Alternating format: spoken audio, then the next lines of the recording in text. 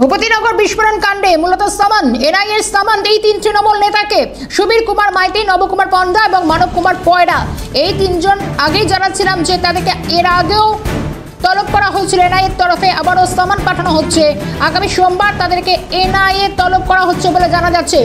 মূলত এই অভিযানে এই তিনজন মূলত তারা কিন্তু বাড়িতে ছিলেন না, আবারও একটা তলবের সম্ভাবনা উঠে আসছিল। এই মুহূর্তে আমি সরাসরি চলে যাব, শুভজিৎ রয়েছেন আমার সঙ্গে।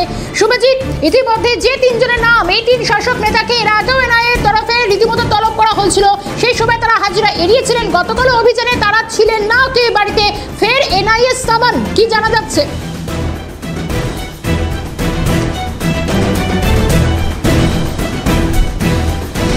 একেবারে দেখো, ভূপতিনগর বিস্ফোরণ কাণ্ডে আমরা জানি যে গত সপ্তাহে 8 জনকে তলব করা হয়েছিল, কিন্তু সেই 8 জন রাজনৈতিক কাজে ব্যস্ত রয়েছে বলে জানিয়েছিলেন এনআইএর আধিকারিকদেরকে।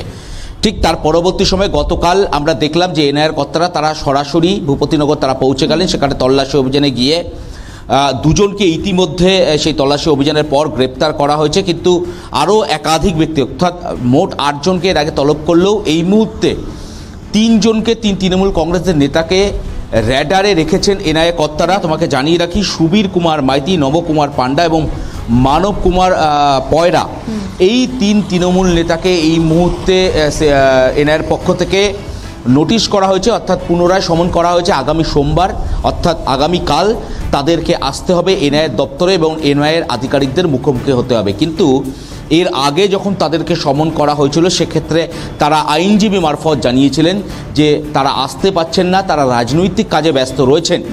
কিন্তু গতকাল যখন তল্লাশি অভিযানে এনআইএর আধিকারিকরা পৌঁছেছিলেন এই 3 জনের বাড়িতে, সেক্ষেত্রে এই 3 জনই বাড়িতে ছিলেন না বলে এনআইএ সূত্রে খবর।